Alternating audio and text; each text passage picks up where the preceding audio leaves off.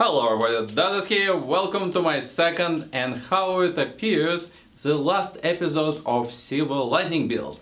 What happened is my very expensive camera that I bought just about a year ago decided that it will die right after my warranty ran out. How the bad luck is that? And after that Canon really took the time to fix it. Instead of 1 week it was 3 weeks and basically finished. And I didn't even have something to film on. So I have a computer, will be picked up tomorrow, and there's no choice but try to rush through these things and give you some scoop how this build progressed, what I did, yeah, all other details. So the two things I would like to talk about is first of all, this is my first Phanteck case. I never worked on the Phanteck before. I had a lot of customers who praise this brand a lot and telling me that it's one of the best cases around. I personally got a mixed feeling out of it coming out of top of the crop case labs type of the cases. Of course, I see that metal case is much heavier, which I personally dislike, but that comes with any metal case. And secondary is that execution level on a case wasn't that impressive.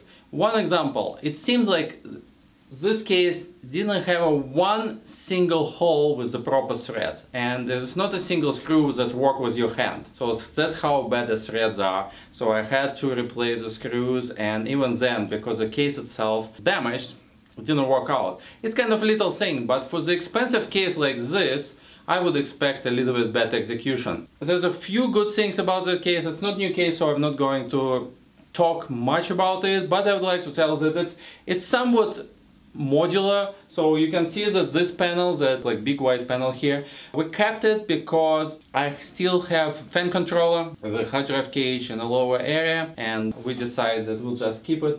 But if you don't want to do so, you actually can remove entire thing, have a radiator here and your reservoir and everything.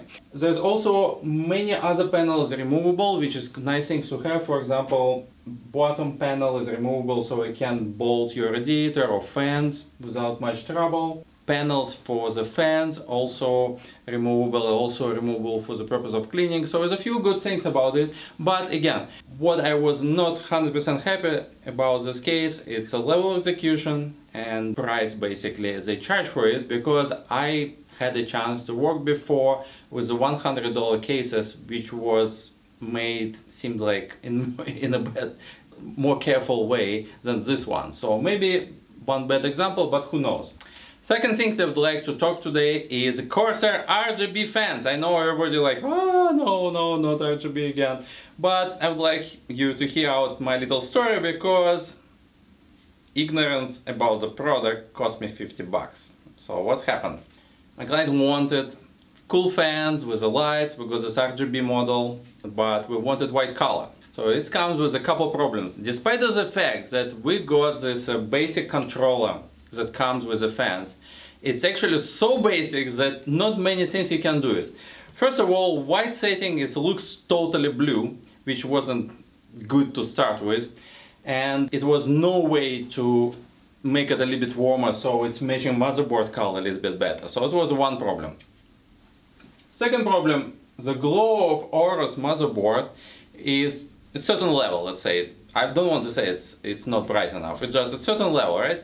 Fan is actually very bright, and maybe like 2 or 3 times more brighter than motherboard.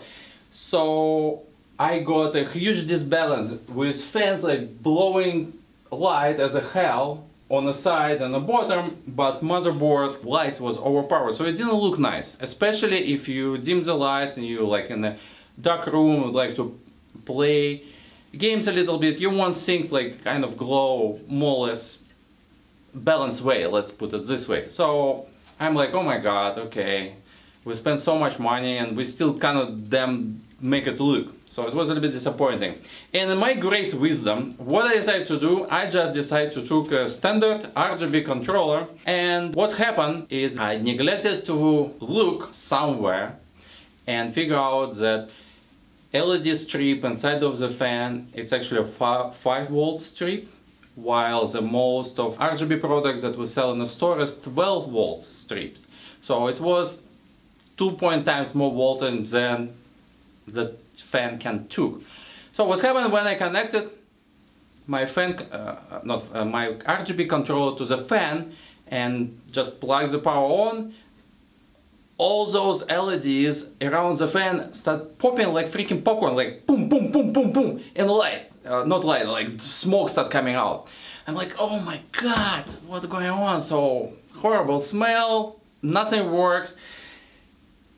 And that was basically end of the story. So I end up with the fans that actually still working, because the motor is one thing and the light is the other thing, but it's not a single light on this model. So I just went to Newegg and bought one fan out of my pocket, because you know it's my fault, so I can't tell customer, listen, I blow your shit, so like buy another one. So it cost me a little bit of extra cash. So be careful if you're going to some idea, you come up with the same ideas that you don't like, whatever Corsair give you as a standard package.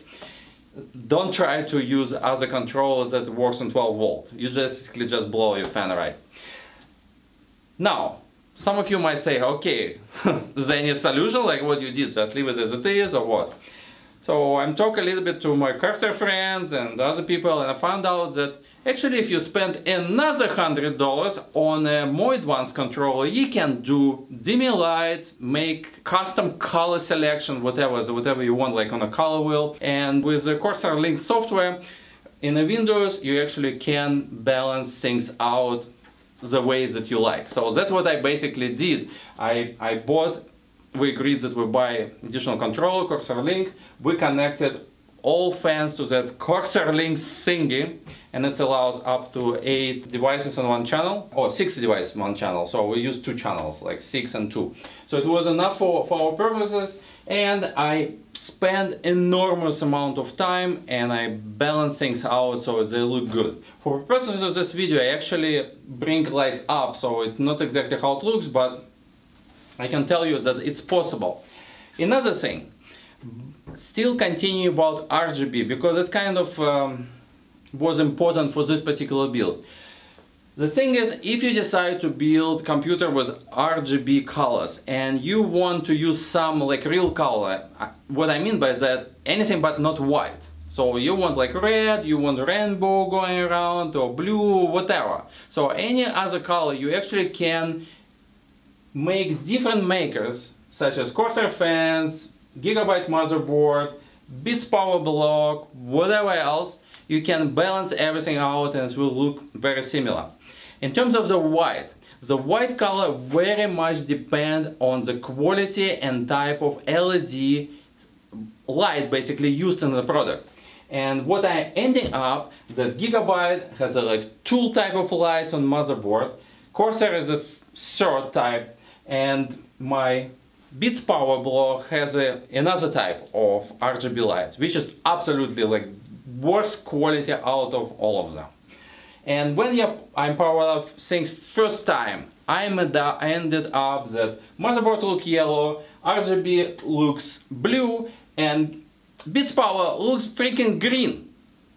And it was so awful looking, it was just stressful moment, I will tell you for myself. So, and I couldn't fix it until I actually loaded Windows and I had opportunity to work with software. So while I was still building and testing the system, it looked like freaking garbage.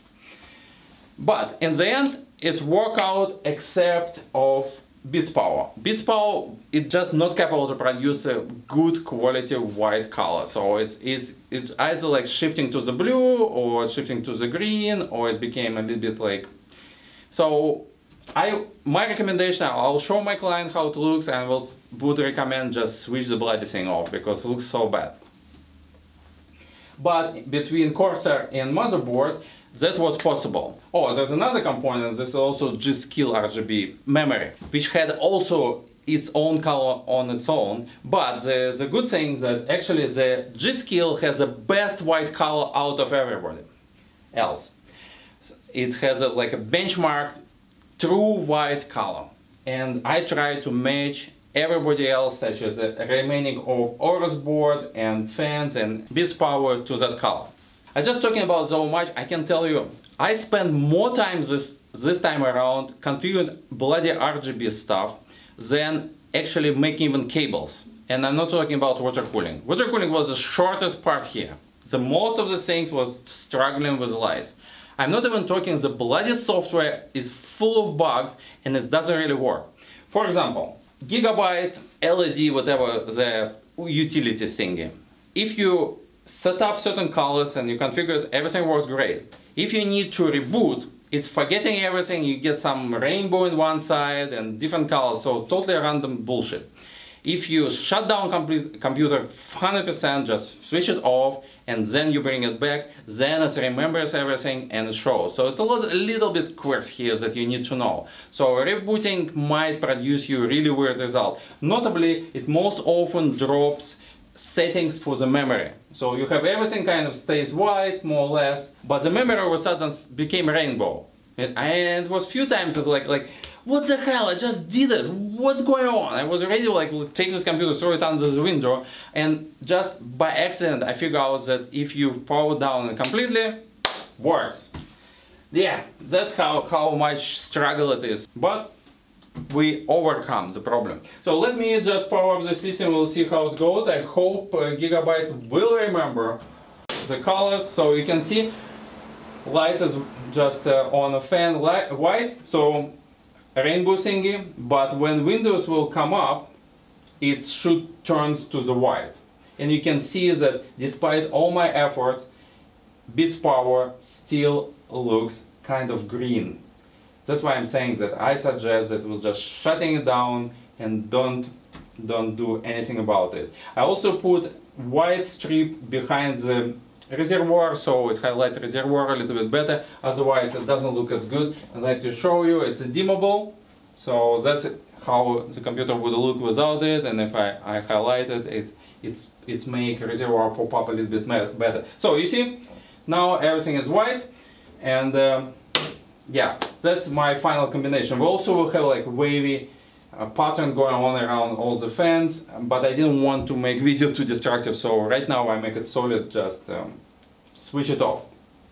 Alright, so that's what's happening. So in order to achieve fully configurable system, in our particular situation I have to use two pieces of software. One piece of software is Corsair Link that control fan color, and second is Gigabyte whatever LED utilities that controls memory from G.Skill and the rest of the parts on the motherboard. One thing I just to finish with that, this portion of motherboard always glows nicer whiter color, but the all exposed LEDs everywhere, they actually glows a little bit more bluish color. So I had again to go to advanced mode, put this in as one zone and everything else another zone, and trying to mesh it out. So you see now actually bitspower a little bit glowing better than before. Oh no, actually I switch it off. So that I'm telling you, it looks like freaking green, but when the utility load up, it switch it off because I think it looks better. Alright? Okay, so we'll see. Let's talk about water cooling. If I feel video too long, I might cut it here. So if video ends, watch next one.